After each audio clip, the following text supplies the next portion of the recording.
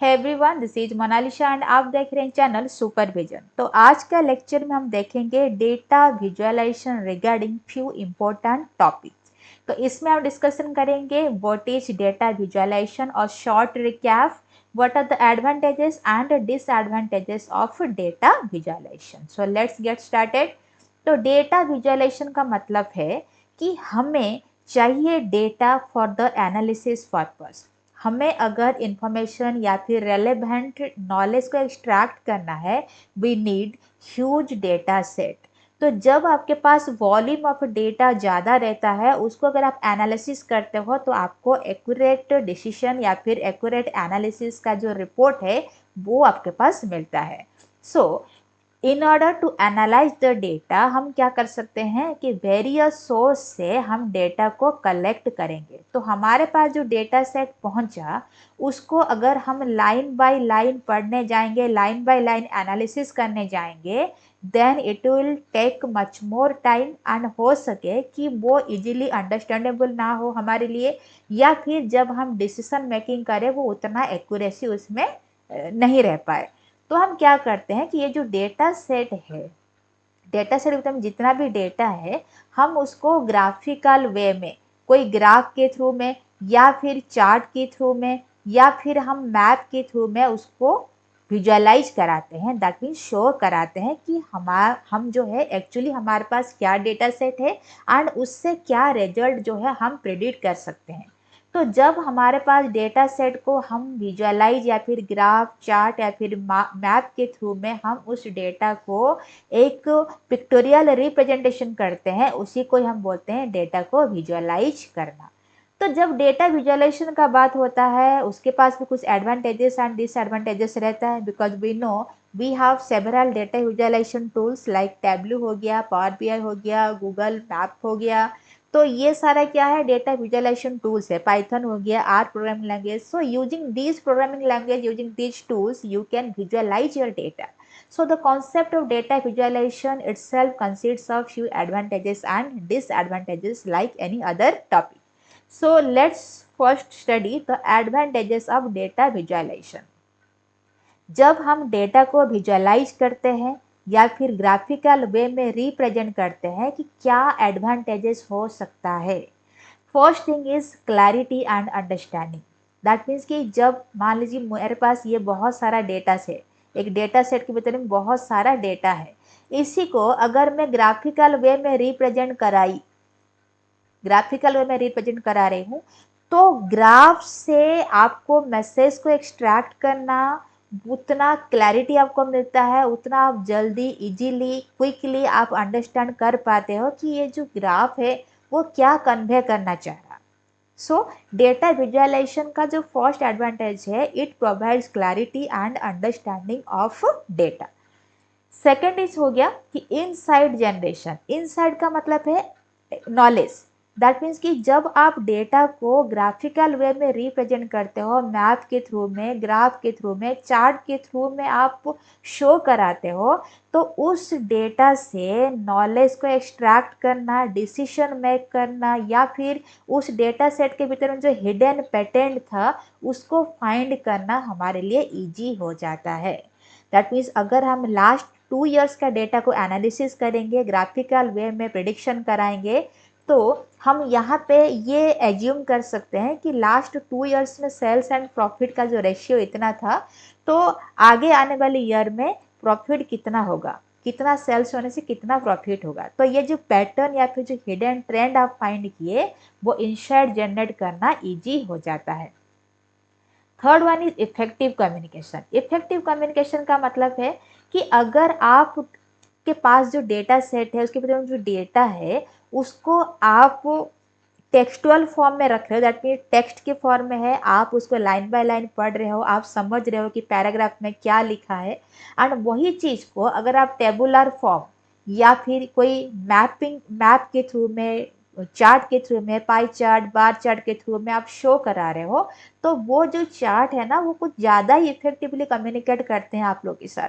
That means कि अगर हम एक चार्ट को देखते हैं, एक ग्राफ को देखते हैं, कि हम इजीली समझ जाते हैं कि इस ईयर में इतना रेशियो हुआ था, इस ईयर में प्रॉफिट इतना हुआ था, इतना सेल में इतना आपका प्रॉफिट हुआ था, वो सारा चीज़ जो है ना that is called effective communication. That means आप इजीली उस डेटा को देख के वहाँ से इंफॉर्मेशन आपको मिल पा रहा, इजीली आप मेमोराइज कर पा रहे हो, आप डेटा के साथ ज़्यादा एंगेज हो पा रहे हो, आप डेटा को एनालिसिस कर पा रहे हो। तो ये जो इफेक्टिव कम्युनिकेशन है ये कैसे हो सकता है, अगर हम डेटा को विजुअलाइज करें। तो अगर हम डेटा को विजुअलाइज करते हैं, डेटा को हम प्रॉपर एनालिसिस कर पाते हैं, रिलेशनशिप क्या है डेटा के भीतर हम ये भी जान पाते हैं, उसको हम इजीली मेमोराइज भी कर सकते हैं। तो ये सारा चीज़ जो है इफेक्टिव कम्युनिकेशन करवाता है डेटा एंड डेटा जो है वो क्या शो करना चाह रहा है उसके रिगार्डिंग इंफॉर्मेशन आपको प्रोवाइड करता है।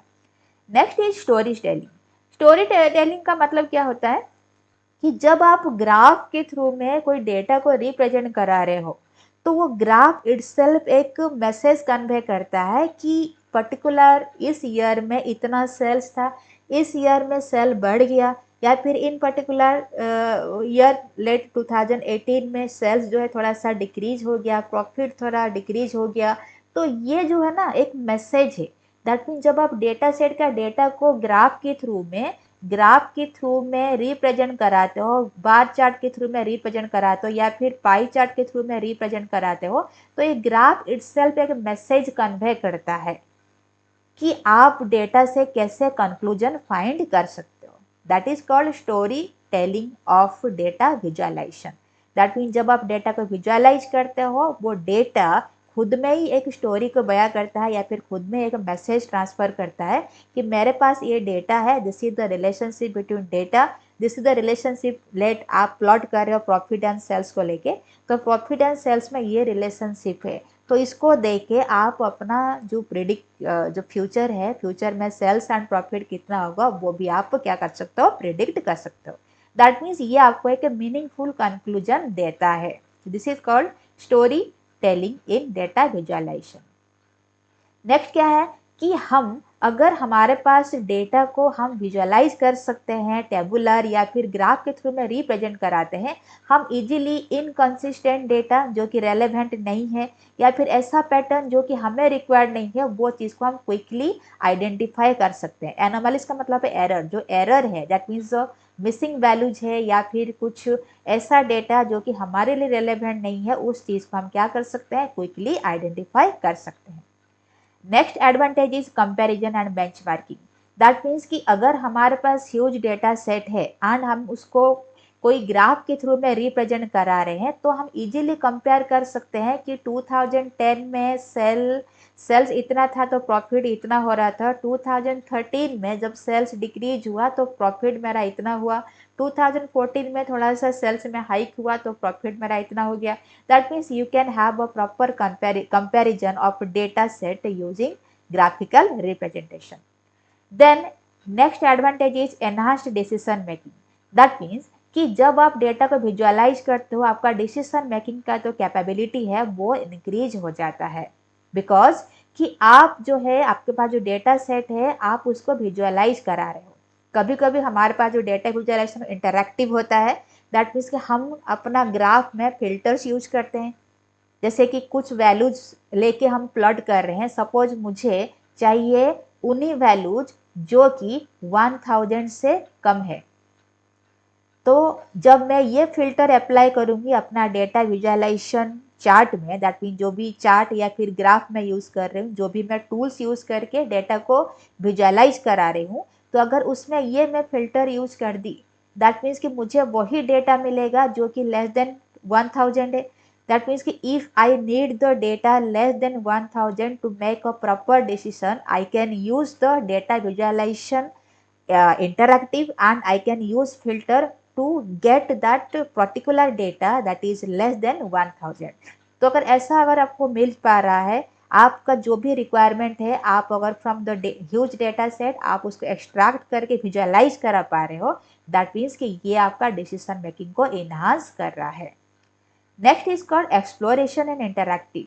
एक्सप्लोरेशन का मतलब है कि जैसे अभी मैं बताई कि आपके पास जब ह्यूज डेटा सेट रहता है एंड उसी डेटा सेट को आप एक data visualisation tools that may be Tableau, that may be Microsoft Power BI, तो ये जो डेटा विजुअलाइजेशन टूल्स को यूज़ करके आप जो डेटा सेट है उसको ग्राफिकल रिप्रेजेंटेशन देते हो, दैट मीन्स डेटा को विजुअलाइज कराते हो।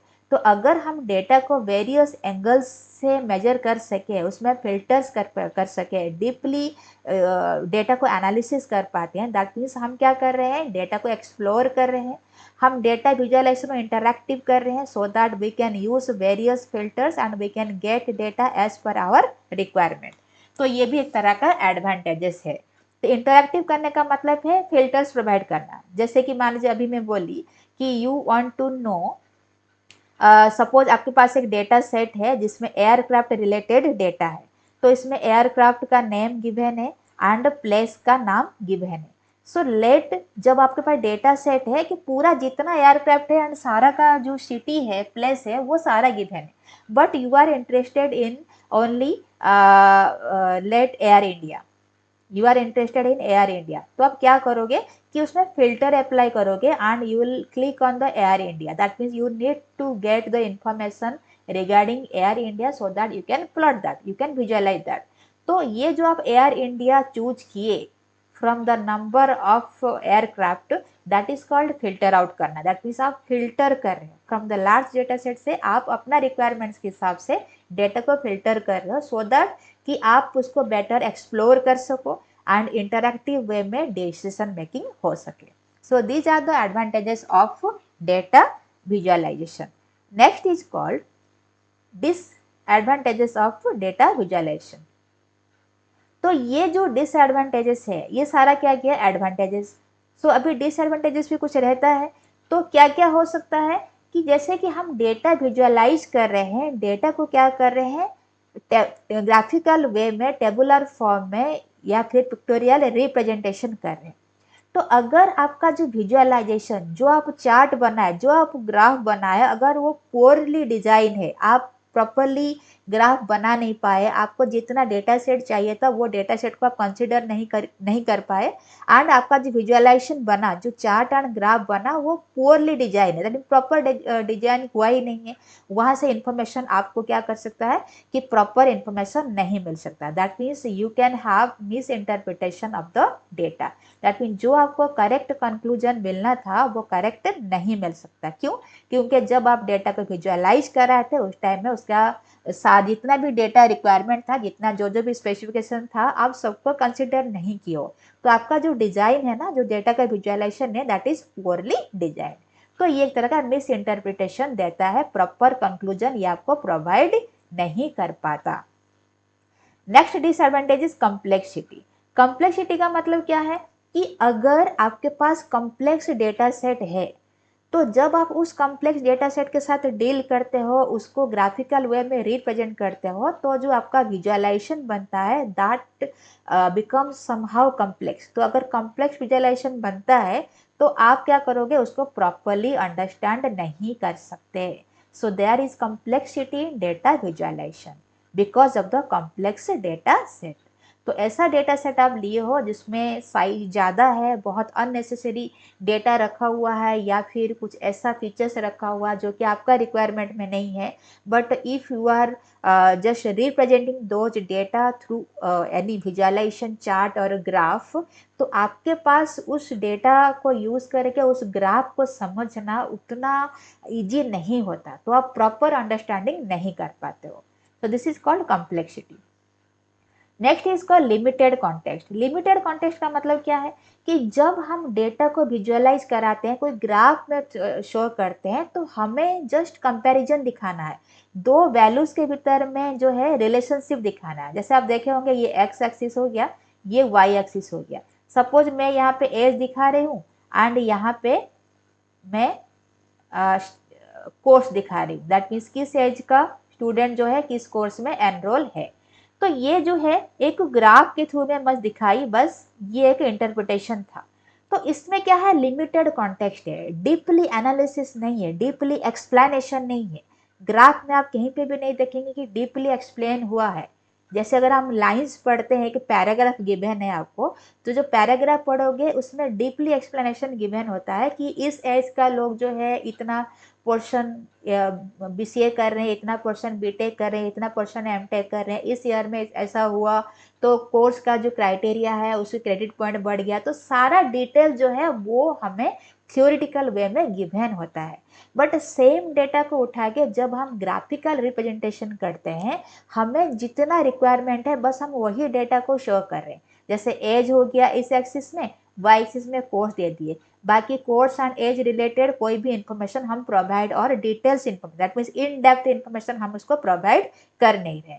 तो विजुअलाइजेशन में हम क्या करते हैं, लिमिटेड कॉन्टेक्स्ट का यूज करते हैं। So the context is not properly explained, right? So this is one of the disadvantage. So next disadvantage is data availability. तो डेटा अवेलेबिलिटी का मतलब क्या है कि जब हम डेटा को विजुअलाइज कराते हैं, we need the data and the data should be the quality data. That mean जो हमारे पास रिक्वायरमेंट है, जो रेलेवेंट डेटा है, जो हमें डिसीजन मेकिंग में हेल्प करे, उसी चीज़ को, उसी डेटा को हम विजुअलाइज कराते हैं। तो अगर आपके पास इनकम्प्लीट डेटा है, इनएक्यूरेट डेटा है, तो जब आप विजुअलाइज कराओगे तो आपको कंक्रीट कंक्लूजन नहीं मिलता है, कॉम्प्लेक्सिटी शो करता है। So there should be lacking of information in the data visualization. So these are the disadvantages of data visualization, and before that we studied the advantages of data visualization. I think यहाँ तक आप लोग को समझ में आया होगा। तो अगर वीडियो अच्छा लग रहा है इसको लाइक एंड शेयर करें, चैनल को सब्सक्राइब जरूर करें। Thank you everyone, thanks for watching.